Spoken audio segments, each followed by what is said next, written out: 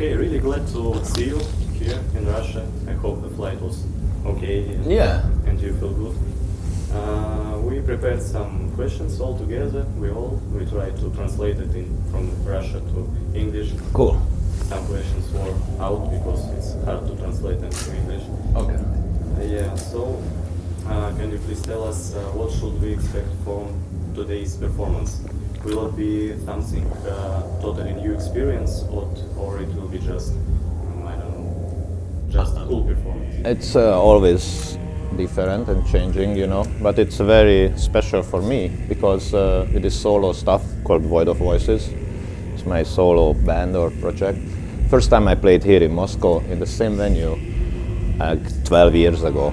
That was my first show. We played with Boren on the Club of Gore, and that was my first solo show, but that was totally different. I mean, it's the same concept, the same idea, but I had that time different instruments.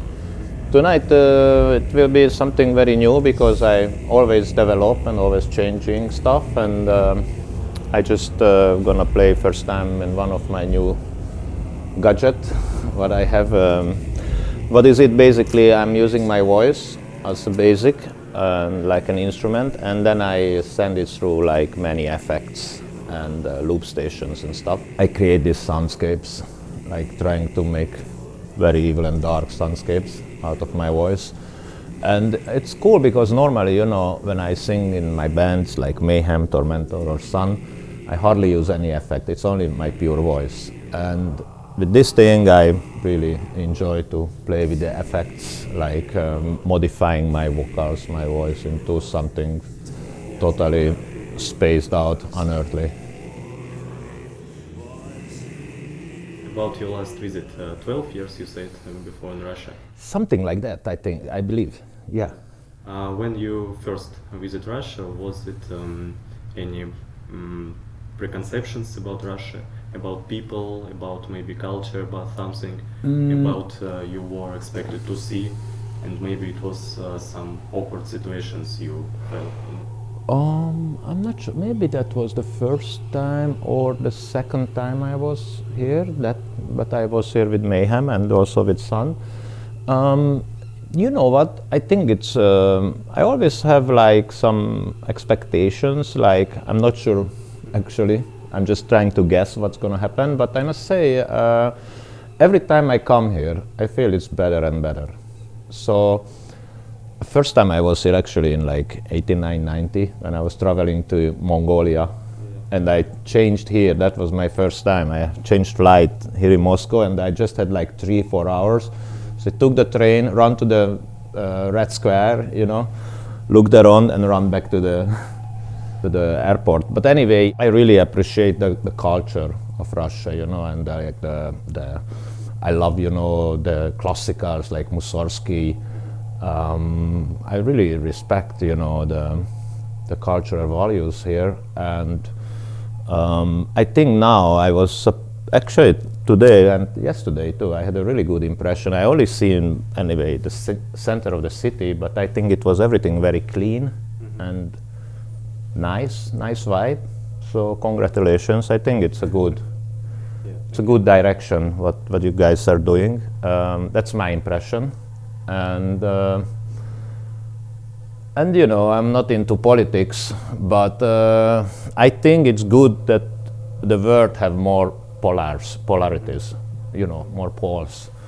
So it's good that you guys sometimes like say fuck to the US and stuff, you know, just in a way, like it's not like what you do. I'm just better not to go there, but in a way, I think it has to be positive and negative polarity of everything. So it's always good to have a balance in the world. So I think that's good too about Russia. That's a good thing. So, but I don't really, it's not really my fields, you know. I don't want to talk about that any more than this. But, you know, like this space is great, you know. Modern art, like it. The question about Sunn. There is an opinion that Sunn's music is the best soundtrack for sleep paralysis. Maybe your dreams affect somehow your music. That's interesting. I don't know, but Sunn is like a therapy for anything, you know. To me, like, I played so many shows with them, and on the stage it's also extremely loud. So I think this, like, it does something with your body, that very strong sound vibration, you know, which goes through your whole body. It's vibrating your cells, and I just see, I remember like long time ago I saw people coming with like sleeping bags to our shows, and I was looking like, what is it? And then I thought maybe it's a good idea. Like they just lay down on the ground, you know, and just enjoy the vibe. And I mean, I don't know if it's good for that disease, but well, you have to have like ear protection at least. Scene or when you are a visitor, you always should have. I didn't use it, and I started to have some problems with my ears, so I realized like it was too much. But you know, it's something different, because when you have a long tour every night we play, you know, and I think it's not about hurting you, you know, it's more about the experience. So I think if you are not used to this kind of sound volume, it's better to have at least at your hand, you know, in case you need it, you know, on a show. It depends where you are standing, of course, what's your position in the audience and stuff. But I love that band, I adore it, you know. It's a really great experience every time we play. Yeah, and about Sunn and one of the most powerful album, Domkirk. Was the preparation to recording difficult, and the recording itself difficult at the ancient Norwegian temple? It was very special to play in that big cathedral in Bergen. For sure, it was a special event. I was happy to be allowed to do it because of the Mayhem's history, but since I have nothing to do with that stuff what happened, it was no problem. Moreover, I think the cantor of that church was a really cool dude, and he pushed, you know, like modern music, like contemporary music through the church. I think the church didn't like the idea too much, but the cantor was such a cool dude, and I have a great experience there. I just tell you quickly, like I walked up on the balcony to look at the organ. The organ is, I think, the third biggest in Scandinavia. It's amazing, like big pipes, you know, and like all this like, I don't know, 4 or 5, maybe more keyboards. You had all these pipes, all this strange stuff. And it was like renovated, like it was kind of old organ, but with a modern technology involved also, invented in there.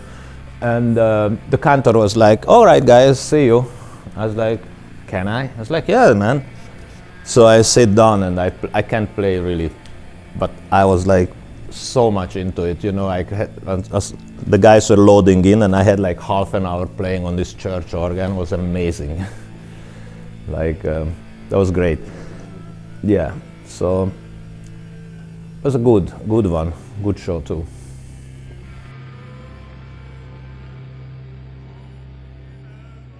About the Norway, what is your memories from that times? We saw Vark's vlog where he said about the times when you came and showed some underground techno music, and it was very inspiring and unforgettable. Was it so? Maybe you have some stories from that time. You mean the first time I was in Norway? The first time, yeah, in Norway and with Mayhem. Yeah. Well, that was so different, you know, than today. The whole scene was so underground still. And well, I have some great memories, mostly only good memories from those times. The guys were really cool, amazing, everybody in the band. They already had a bit of this conflict, maybe, these two persons, like Varg and Euronymous. But I couldn't sense it really. To me, both of them were very cool and like gentlemen and very awesome. And I stayed at both of these guys' places. So I respect that, if someone offered this home. So I live with them. The recording was great. It was like high potential in the air somehow. There was so much expectations, everybody was looking forward this record. And we just wanted to finish it. So basically we were focusing mostly on the music while I was there. What do you think, does your music influence somehow to your children and their creativity? Maybe you make them feel more experimental about their art, or you think they go on their own way and they're not so much in experimental or something? My children? Yeah. I love them always and forever, and I'm so happy about them. They are both of them are grown up now. Like my daughter Julia is 22 and my son Aryan is 24. And you know what my policy was? I never pushed anything. So, which after, I regret a little bit. You should push a little bit sometime. But I was totally liberal, I was like, you guys do whatever you want. If you have a talent, it will come up anyway. So I never pushed them to play music or learn this or learn that. But then again, I a little bit I should, maybe. Because my daughter was like really great at like drawing, And I regret after all I didn't push her a little bit, like didn't send her.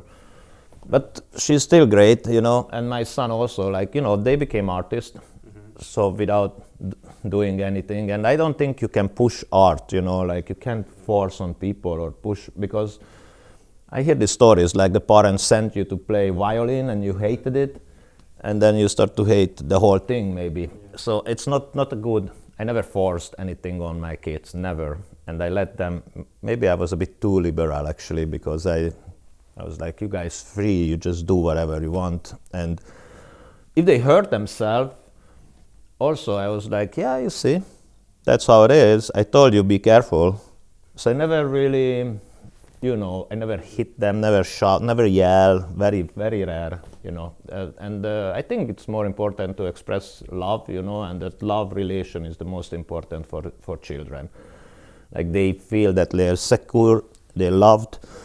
And now my son is actually a filmmaker. He is a director, or he finished at least a school, like a university called Metropolitan in Hungary. And to be a director, of course, it's a long way, but he already directed like a short movie. It's called A Fresh Meat, I think, or Fresh Meat, if I translate. It's a short one made with the school. It's about like a word, like a very abstract word when the meat eating is forbidden, yeah? So everybody is vegetarian. And there is this illegal meat dealing and like this meat place. It's pretty fucking cool. I'm sorry, but it's really great. It was experimental totally, or it was kind of strange and free to understand? Or it was just abstract? A little bit abstract. Yeah, it's abstract, but it's very clear too, the message. So it's not that abstract. And also, like, he played my role, in this new Mayhem movie. So it was like, I didn't have anything to do with it. I was abroad, and the production, and I think the directors, they somehow found out that he could act as well. So they phoned him in Hungary and they asked him to play me. So when I came home from a tour, I was like, wow. I was kind of like, I heard from my family, hey, your son's gonna play you. I was like, what? Oh shit. Well, it's at least that's good about that movie. Can you advise us some great albums, books, or films, or maybe any piece of art, maybe painting, like for all time? Like total piece of masterpiece. Well, I love it's a Hungarian painter, Csontvári Kosztyativadar. I really like him, and one of his paintings is my favorite, which I actually would like to use for my solo stuff. If I release one day something finally, I would like to use that as an art cover. It's a really beautiful piece of, it's called a sacrificial stone, maybe, if I translate it. It's called áldozati kő, sacrificial stone. That's one of my favorite paintings, but I also respect, you know, like, there's so many great painters, you know, and artists. Of course, I like Giger, you know, and stuff like that, like old school. But also, like books. I mostly read like sometimes poetry, sometimes, but most of the time I read like these days like about these conspiracy theories. So like for instance David Icke's book, that was I read last time. It's really interesting, and I like that it's very strange and abstract, but in a very, very cool and interesting way. So yeah, maybe pick up David Icke's book, why not? What was it, like The Biggest Secret? There's plenty now. He has like the lion awaken the lion or something like that. That's cool books. And music, like of course, like from the classics, like I already told, like Mussorgsky, I really like from Russia. But like bands for me, like, you know, different, because for instance, I love Current 93. That inspired me to do this stuff, Void of Voices, because they use these loops, but with tapes, like on the old 80s records, like Current 93 album called Down, or the other album was Nature's Unveiled. This old stuff I really love. But also I like electronic music a lot, so I kind of grown up on that stuff too, like Skinny Puppy and stuff. Like Skinny Puppy's Last Ride is one of my favorite albums, probably all time. But also the new one, the new industrials, like my friend Alien Vampire, we played in a band called Aborim together, and his name is Nisrock, Frank. He lives in London, and he's a very good friend of mine. And I love his music, Alien Vampire. It's like this kind of club music, but very evil, you know, and very dark. Also, yeah, I like Combi Christ, that from new bands. It's pretty cool, I think. And also, of course, metal bands I still adore. I like the classics like Judas Priest, like Screaming for Vengeance or Defenders of the Faith, like basic records for me. Maiden, of course, you know, especially the older stuff. I like, you know, like very important records we are talking about, you know, like Number of the Beast, or Bathory's Return, or actually Bathory's Under the Sign of Black Mark is really, really great. Celtic Frost to Megatherion is the basic record for me. Well, there's so many. Yeah. In music it's difficult, yeah. Do you have favorite film? A favorite film? Yeah, let me think. Yeah, of course, but that's a good question. I like The Even Horizon. It's a skiffy. It's really, really cool. They go like back in space and time, and this really weird stuff going on. I like this, like The Thing. It's like old school Carpenter movie. So some other Carpenter, like They Leave, when this guy is having these sunglasses and they can see the world behind. It's really cool stuff. I used to love Evil Dead, you know, like the first one as a horror. And now it's like a joke, but the first Evil Dead was very scary when it came out. That was one of the scariest movies. Of course, Omen is a great classic. With Gregory Peck, the first one is probably the best, but also the second I liked. but so many. Let me, my mind is still a bit slow, After yesterday's partying, we went out a bit, had a few drinks with the guys. It was a really cool bar downtown. Here? Not here, close to where I stay. I stay at this Hungarian cultural, some part of the Hungarian embassy. It's not far, like maybe 15 minutes drive, 10 minutes drive, and there is like this kind of metal bar. Like you have to go down, small. A lot of people? Or Not so many, but very cool people. Yeah. And of course, we had a few drinks. Of course. Yeah, of course. It was fun. I hope so.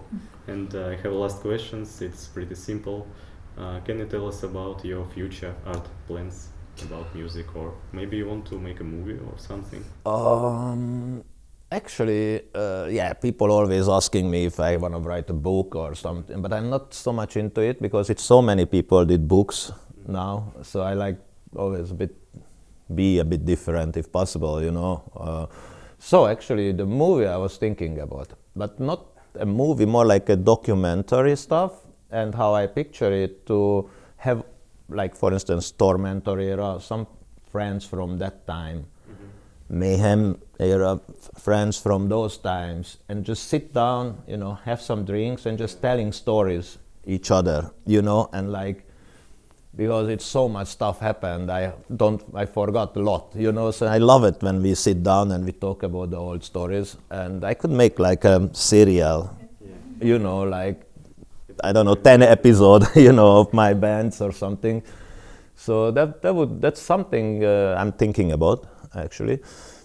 And of course, we could always, insert like pictures, concerts, whatever into that. So it would be like an interesting stuff, I think.